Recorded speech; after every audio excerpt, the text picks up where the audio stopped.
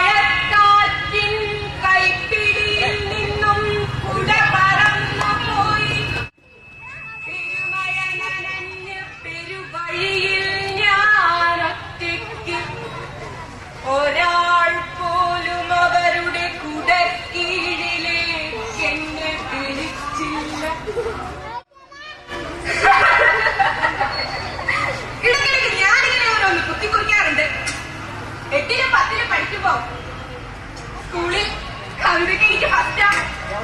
അന്ന് തുടങ്ങിയ ശീലം എന്നും അങ്ങനെ തുടരുന്നു.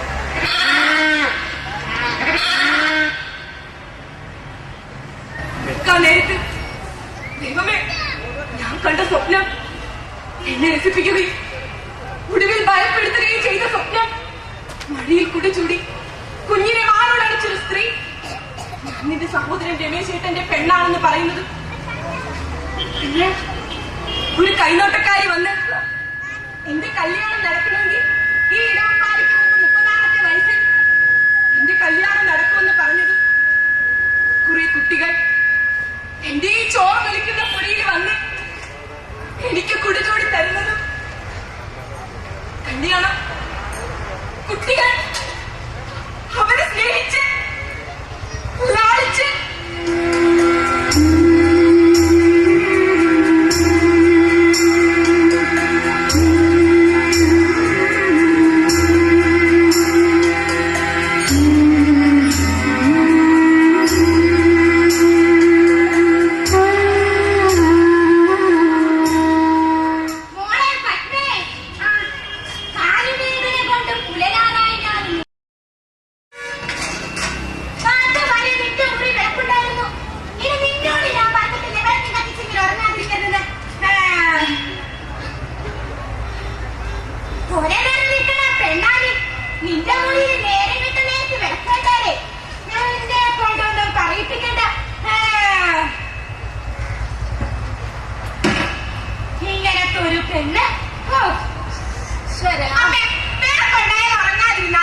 എന്റെ കണ്ണിന് സ്വപ്നങ്ങൾ വന്ന് നിറങ്ങി ചിരിപ്പിച്ചോണ്ട് പേടിപ്പിച്ചോണ്ടേ മാസിക വായിച്ച് അതിലെ കാര്യത്തിൽ എന്നോട് പറയാൻ കുറെ ദൈവ സ്വയം നിന്നെ ശ്രദ്ധിക്കുന്നു. നിനക്ക് എന്തോ പന്തികേടുണ്ട്. ഈ എട്ടും പിടിയും കിട്ടാത്ത സ്വപ്നങ്ങൾ കാണുന്നത് പന്തികേടിന്റെ ലക്ഷണം. മോളെ, എന്റെ സ്വപ്നങ്ങളൊന്നും അമ്മയോട് പറയില്ലേ? ഞാൻ കണ്ടു ചില എട്ടും പിടിയും കിട്ടാത്ത സ്വപ്നങ്ങളെ.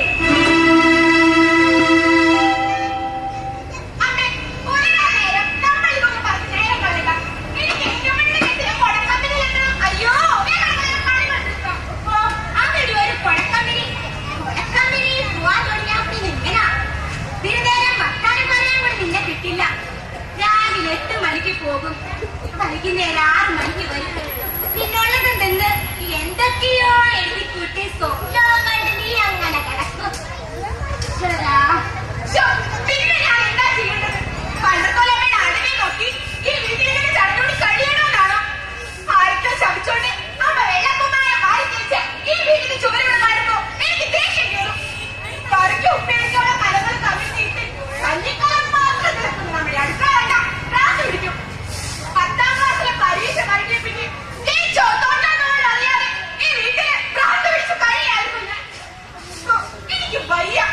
മോളെ, മോളുടെ സങ്കടം അമ്മക്കറിയാം. എല്ലാ പെൺകുട്ടികളെ പോലെ മോക്കൊണ്ട് സ്വപ്നങ്ങള്. ആ സ്വപ്നങ്ങളെ നീ 30 കൊല്ലം മനസ്സിലിട്ട് നൽകിപ്പിക്കാനും അമ്മക്കറിയാം. ചോരുന്ന പുരയിലേക്ക് മഴയെത്താനും ഓടി വരില്ലാലോ.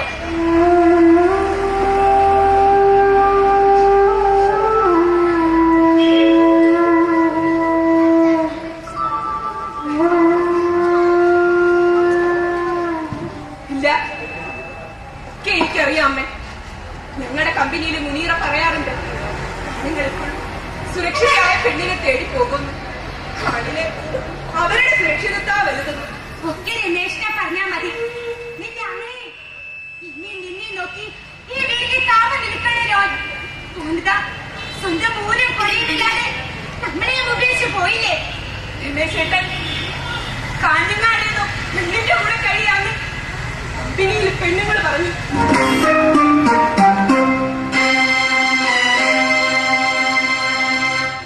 ശരിയായിരിക്കുമെന്ന് എനിക്കും തോന്നി. ഇന്ന് പുലർച്ചയ്ക്ക് ഞാനൊരു സ്വപ്നം കണ്ടു. ഏതോ ഒരു പെണ്ണ് കുഞ്ഞുമായി രമേശേട്ടനെ തേടി വരുന്നത്. സഹിക്കാൻ പറ്റാത്തൊന്നും പറയുന്നില്ല. അവൻ രമേശേട്ടൻ പോയാലും അവർക്ക് ഞാനില്ലേ. എനിക്കൊരു തൊഴിലറിയാലോ.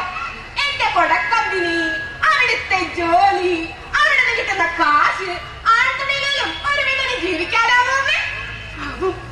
കഷ്ടപ്പാടും പ്രാരാബ്ധോണയിലും തെറ്റുപോറ്റിയ മക്കളുടെ കല്യാണത്തിന് മോഹിക്കറുണ്ട് ഈ അമ്മ.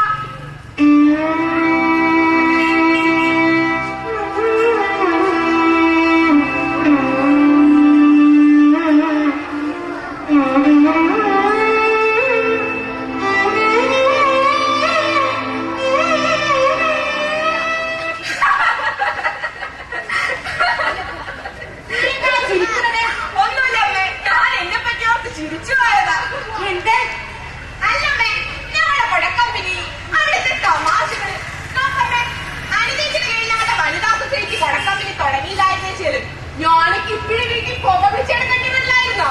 ഞാൻ മാത്രമല്ല, മുനീറ, രമ്യ, അലിയേച്ചി, രാധേച്ചി. അല്ല, അതൊന്നും നീരച്ചത് മറ്റെന്തുവാണ് പറ. നോക്കമ്മേ, കൊടക്കമ്പനിയിൽ പണിക്ക് പോകാൻ തുടങ്ങിയപ്പോ എന്റെ കണ്ണുകൾക്ക് വല്ലാത്ത തിളക്കം വെച്ചില്ലേ. കണ്ണിനടിയിലെ കറുത്ത പാടുകൾ മാഞ്ഞു പോയില്ലേ. ഞാനിപ്പോ വൃത്തിയായി മൂടി ചെയ്തു വെക്കാറില്ല. വൃത്തിയുള്ളത് മാത്രമല്ലേ ഉടുക്കാറുള്ളൂ. നിത്യവും കണ്ണെഴുതി പൊട്ടു തൊടം ചെയ്യാറില്ലേ. അതെ, യാത്രയിൽ ലക്ഷ്യം ഉണ്ടെങ്കിൽ ഏത് പെണ്ണും സുന്ദരിയാവും, മനസ്സുകൊണ്ടും ശരീരം കൊണ്ടും. ഞാൻ എന്നെ പറ്റി ഓർത്ത് ചിരിച്ചു പോയതാന്ന് നമ്മുടെ ഒരു കാര്യം. മോളെ, നിന്റെ സ്വപ്നങ്ങളൊന്നും മാറ്റി വെക്കരുത്.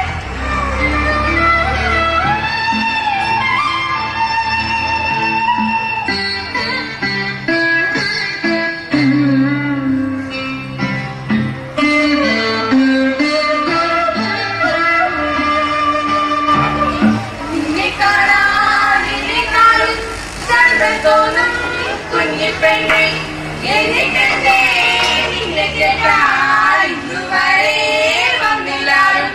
കാതിലാണേ കമ്മലില്ല, കഴുത്തിലാണേ മാലയില്ല, കയ്യിലാണേ വളയുമില്ല, കാലിലാണേ കൊലുസുമില്ല. നിന്നെ കാണാൻ എന്നെ കാണും ചന്തം തോന്നും കുഞ്ഞിപ്പെണ്ണെ എന്നിട്ടെന്തേ നിന്നെ കേട്ടാൽ ഇന്നുവരെ വന്നില്ലാരും. ചെങ്കഞ്ഞ നിറമില്ലേലും ചെന്താമര കണ്ണിലേലും മുട്ടിറങ്ങി മുടിയില്ലേലും മുല്ലമുട്ടിൻ പല്ലിലേലും. എന്താ നിർത്തിക്കളഞ്ഞത്? എന്നെ കാണുമ്പോഴൊക്കെ നിങ്ങൾക്ക് ഈ പാട്ടാ വേണ്ട. കളിയാക്കാൻ കേട്ടോ. അയ്യോ, ഞങ്ങൾ നിന്നെ കളിയാക്കിയൊന്നുമല്ല. നമ്മുടെ വനിതാ ശുചിയുടെ വാർഷികത്തിനോടെ നാടൻ കടലേ ഇത് പാടിയാൽ കളിയാക്കലാവും. എന്നിട്ട് എന്താ നിർത്തിക്കളഞ്ഞത്? അങ്ങനെ തോന്നിയെങ്കിൽ നമുക്കൊരു കാര്യം ചെയ്യാം. ഒന്നുകൂടെ വായിക്കണം. എന്താ?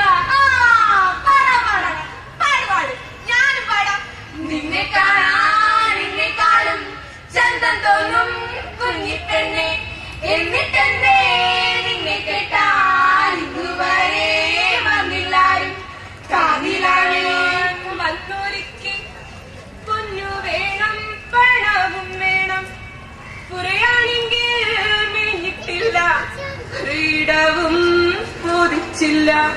ആളൊരുത്തൻ ആശ തോന്നി നിന്നെ കാണാൻ വഴിമൊഴിക്ക്, നിന്നെ കാണാൻ നിന്നെക്കാളും ചെങ്കത്തോന്നും കുഞ്ഞിപ്പെണ്ണെ, എന്നിട്ടെന്തേ നിന്നെ കെട്ടാൻ ഇന്നുവരെ വന്നില്ലാരും.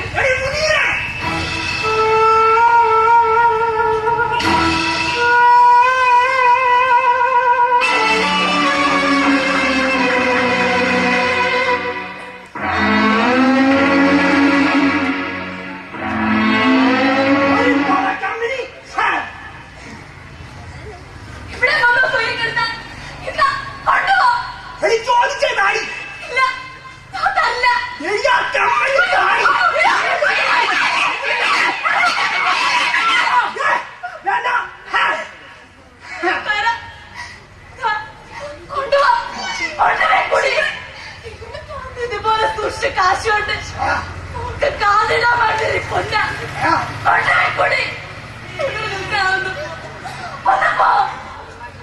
ഞാൻ പോകേണ്ടി.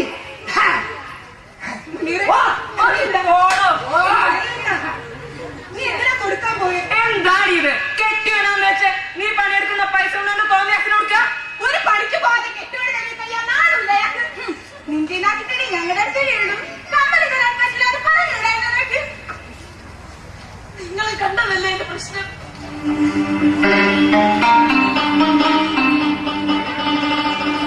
ആ കമ്മല് ഞാൻ കൊടുത്തില്ലായിരുന്നേ എല്ലാം പോലും ചവിട്ട് മാത്രമല്ല കുഞ്ഞുമക്കളെ ചട്ടിയിലി എനിക്ക് ഭ്രാന്ത് കയറും. സൗകര്യത്തിന് വേണ്ടി പണിയെടുക്കണേന്റെ പാതി മുമ്പയ്ക്കും കൊടുക്കണം. കാണുമ്പോ പേടിയാവും. എങ്ങനെ അങ്ങനെത്താ നിങ്ങൾ അയാളുടെ കണ്ണിന്? ഞാൻ വിധി ഇന്നലെ ആ മൂക്ക് ആ കമ്മല് കാതിലിട്ട് കൊടുത്തത് തുടങ്ങിയത് ആ മൂപ്പര്. ഞാൻ ആ കമ്മൽ ഓരോവായി കൊണ്ടുവന്ന് സഹിക്കാണ്. സഹിക്കുന്നു. കുട്ടികളെടുത്ത് മൂപ്പരെ മുതൽ കഴിഞ്ഞൂടെ നിനക്ക്? അതെനിക്ക് പറ്റൂലല്ലോ. പെണ്ണിനാണ്ണെ മൊഴിച്ചല്ല പറ്റൂലല്ലോ ഞങ്ങളുടെ സമുദായത്തില്.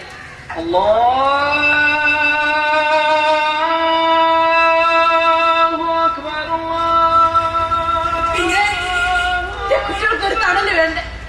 അവര് വിശുദ്ധ വെയിലും മഴയും കൊണ്ട് തണ്ടായിരുന്നല്ലോ. പിടിച്ച പായ കിടക്കുമ്പോഴേ ജീവിതം തുടക്കം പിന്നീട് പണി കിട്ടിയപ്പോഴാ ആശ്വാസവും ധൈര്യമൊക്കെ വന്നത്.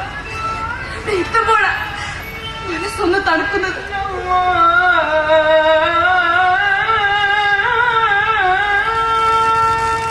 എടി, പെണ്ണായി ജീവിക്കണമെങ്കിൽ നല്ല ധൈര്യം വേണം. സ്വന്തം കാലിൽ നിൽക്കാൻ പറ്റുമ്പോഴാ ധൈര്യം കിട്ടൂ. കുമാരേട്ടൻ വേറെ പെണ്ണ് കിട്ടി എന്നെ വിളിച്ചോട്ട് ഞാൻ ജീവിക്കുന്നത് ഒരു തൊഴിലെനിക്കറിയാവുന്ന ധൈര്യത്തിലാ. എന്നും പണി കഴിഞ്ഞ് ടൗണിലൂടെ പോകുമ്പോ ഇടയ്ക്കിടയ്ക്ക് കുമാരേട്ടനെ ഞാൻ കാണാറുണ്ട്. സഞ്ചി നിറയെ പച്ചക്കറിയും പഴങ്ങളും വാങ്ങി ഓന്റെ മുമ്പിൽ കൂടെ അമർത്തി ചവിട്ടി ഞാൻ നടക്കും. കുമാരൻ വിഷാൻ ജാത ജീവിക്കണമെന്ന് പറഞ്ഞ് ഓന്റെ മുമ്പിലൂടെ നടന്നു പോകും.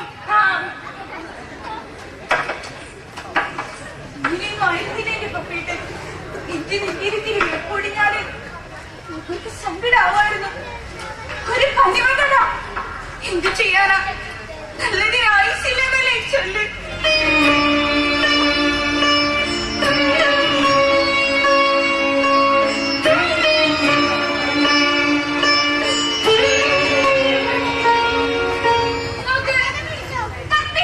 കണ്ടില്ലേ?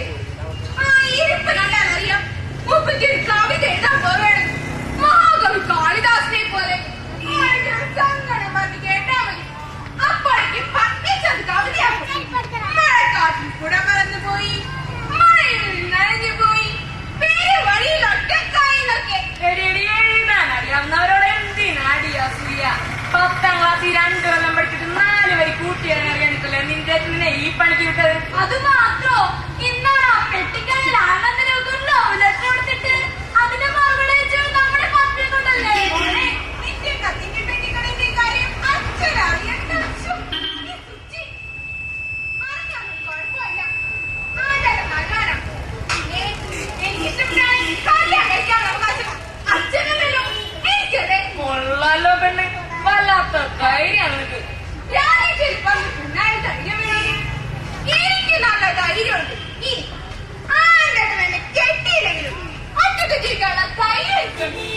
മോനെ എനിക്കറിയാം. പെട്ടിക്കടയിലെ കച്ചവടം കയറിയവൻ വരെ സൂപ്പർ മാർക്കറ്റ് മുതലാളിയാവുമ്പോ കൊടക്കമ്പനി പണിക്ക് പോണതിനെ പോതിച്ചൊന്നും കാര്യമില്ല. മഴയിൽ തകർന്ന കളിവീടിൽ കുടപിടിച്ചു കാവൽ നിന്നു കരയുന്ന കുട്ടികളെ പോലെ വീടുടങ്ങിയ ജീവിതങ്ങൾക്ക് കാവൽ നിൽക്കുകയാണ് ഞാൻ. നമ്മളെ കുറിച്ച് ഓർക്കപ്പോ തോന്നിയൊരു കവിതയാണ് ഇത്. കണ്ടോ, കഴിഞ്ഞ ഞായറാഴ്ചത്തെ പത്രമായത്. ഇന്ന് കാലത്ത് അയലത്തെ ജാനുവേടത്തിന്റെ വീട്ടിൽ നിന്ന് ചോറ് പൊതിഞ്ഞുകൊണ്ടുവരാൻ വേണ്ടി ഞാൻ വാങ്ങിയതാ. ഇത് കയ്യിൽ കിട്ടിയപ്പോ മുതല് നിങ്ങളേക്ക് ഒന്ന് വായിച്ച് കേൾപ്പിക്കണമെന്ന് തോന്നി. നോക്ക്, ഇതിലൊരു വിവാഹ പരസ്യം കണ്ടോ? തലയ്ക്ക് കീഴെ തളർന്ന് സംസാരശേഷി നഷ്ടപ്പെട്ട യുവാവിന് ജീവിത പങ്കാളിയെ ആവശ്യമുണ്ട്. മറ്റു നിബന്ധനകളൊന്നുമില്ല.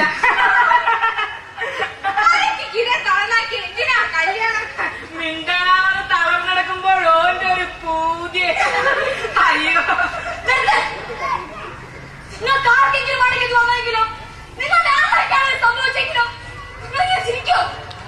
കല്യാണം കഴിഞ്ഞതിന് ശേഷം നിന്റെ ഭർത്താവ് പോരോ പോരോ ഒന്ന് ആലോചിച്ച് നോക്ക്. പാവം, അയാൾ എന്തിനാ ഇത്രയ്ക്ക് മോഹിക്കുന്നത്? അതാലോചിച്ചാ നിങ്ങൾക്ക് ഇങ്ങനെ തിരിക്കാൻ കഴിയോന്ന്? മുനീറ പറഞ്ഞതാ ശരി. ഇത് ഞാൻ എഴുതിയ എന്റെ കവിതയല്ല. ഹരിക്ക് കീഴെ തളർന്ന് സംസാരശേഷി നഷ്ടപ്പെട്ട യുവാവിന് ജീവിത പങ്കാളിയാവൻ ഈ പത്മ തീരുമാനിച്ചു.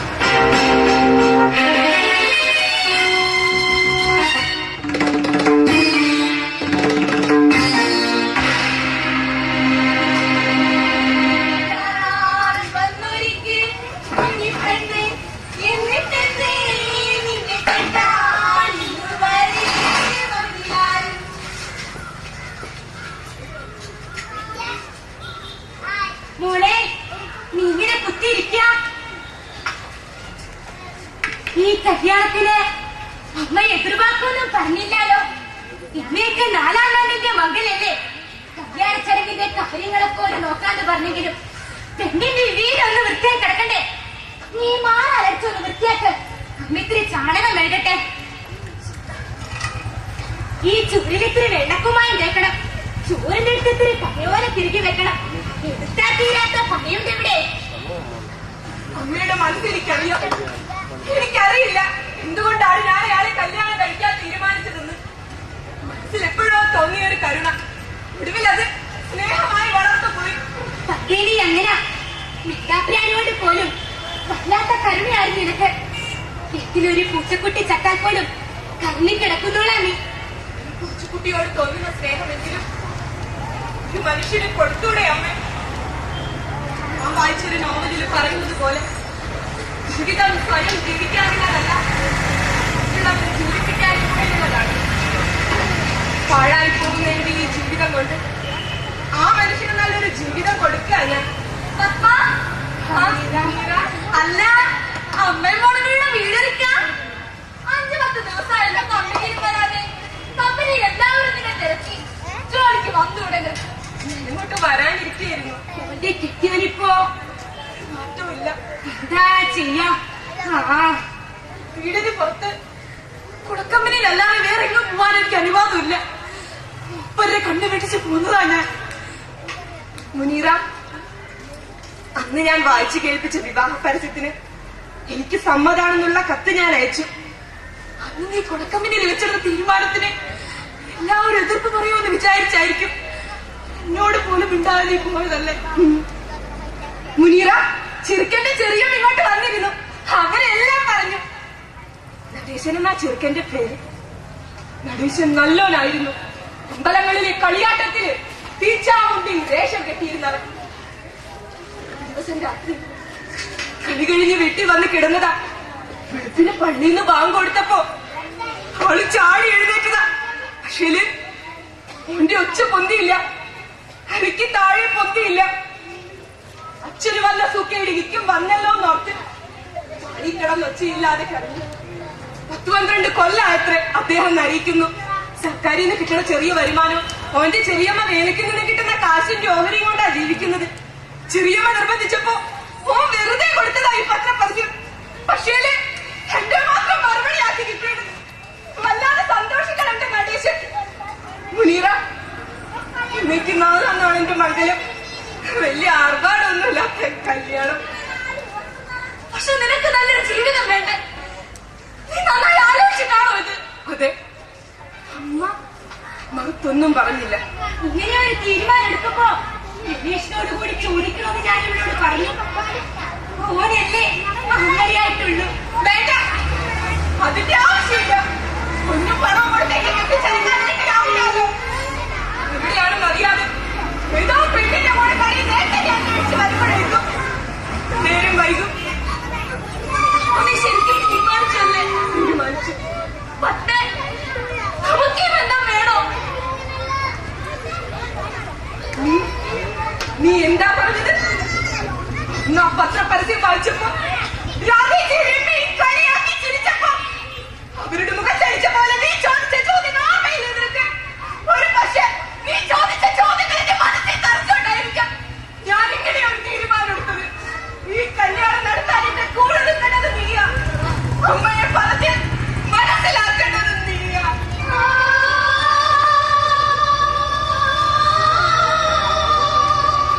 കാലത്ത് വീട് കിട്ടി മണ്ണപ്പം ചുട്ടി അച്ഛനമ്മയുമായി കളിച്ചു നടന്ന കാലത്ത് എന്റെ മനസ്സിലുണ്ടായിരുന്നു മോഹങ്ങൾ. 30 കൊല്ലം തിരികാക്കുന്ന ഭൂതത്തെ പോലെ ആ മോഹങ്ങൾ മനസ്സിലിട്ട് നടക്കായിരുന്നത് എനിക്കറിയാം. മനസ്സ് മുഴുവൻ നന്മയാണ്. കല്യാണം നടത്താൻ ഇവിടെ ഞാനുണ്ടാവും.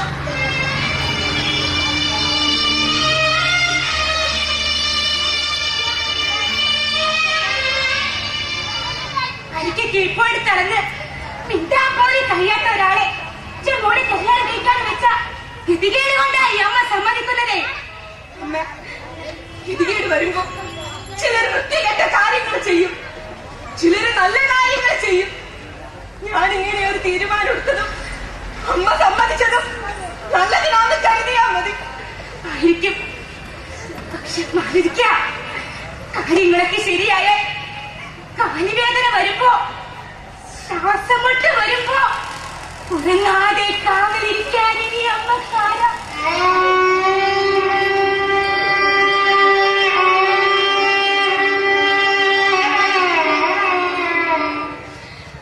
എല്ലാ കാര്യത്തിലും നിനക്കൊരു ശ്രദ്ധ വേണം. തനിക്ക് കീഴ്പോട്ട് തന്ന ഒരു സൂക്കേടുകാരനാ നിന്റെ ഭർത്താവെന്ന് ഓർമ്മ വേണം. അധികമൊന്ന് മോഹിക്കരുത് എന്റെ കുട്ടി. അല്ലെങ്കിൽ എന്ത് മോഹിക്കാനല്ലേ കുടുംബം, കുട്ടികൾ. ഇതൊന്നെ പൊന്നുമാക്കിനി ഉണ്ടാവില്ലല്ലോ. നിന്നെ കാണാൻ എന്നെ കാണും ചന്തം തോന്നും കുഞ്ഞിപ്പെണ്ണെ. എന്നിട്ടെന്നെ നിന്നെ കെട്ടാൻ ഇന്നു വരെ വന്നില്ലാരും. നിന്നെ കാണാൻ എന്നെ കാണും ചന്തം തോന്നും കുഞ്ഞിപ്പെണ്ണെ. എന്നിട്ടെന്നെ നിന്നെ കെട്ടാൻ ഇന്നു വരെ വന്നില്ലാരും. അതിലാണേ തോടയില്ല, കഴുത്തിലാണേ മാലയില്ല, കയ്യിലാണേ വളയുമില്ല, കാലിലാണേ കൊലുസുമില്ല.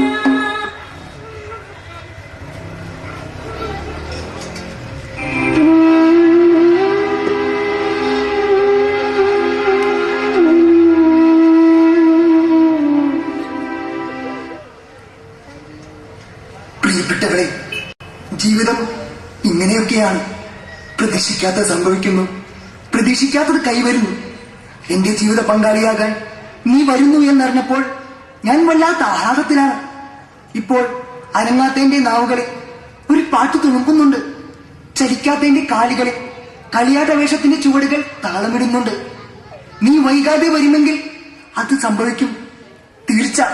അമ്പലങ്ങളിലെ കളിയാട്ടത്തിന് ഞാൻ കെട്ടിയ തിരിച്ചാണ്ടി വേഷം പോലെ.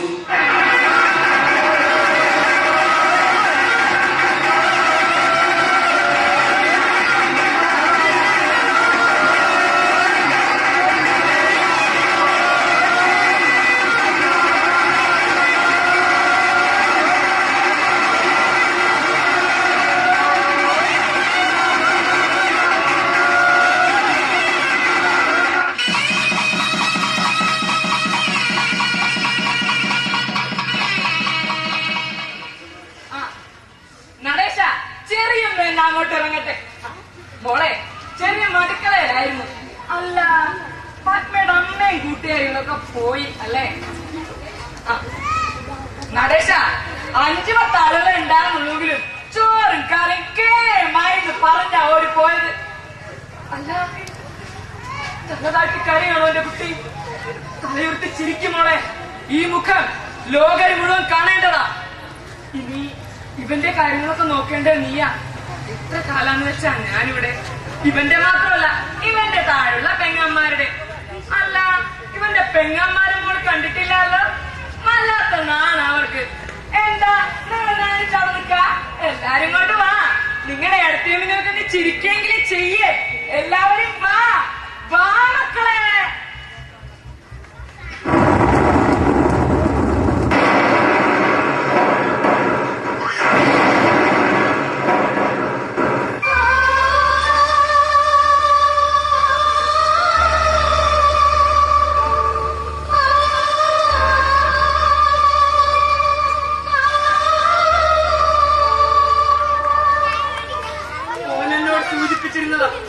എല്ലാം മോളോട് പറയണമെന്ന് ഞാനാ ഇക്കാര്യം മറച്ചു വെച്ചത്.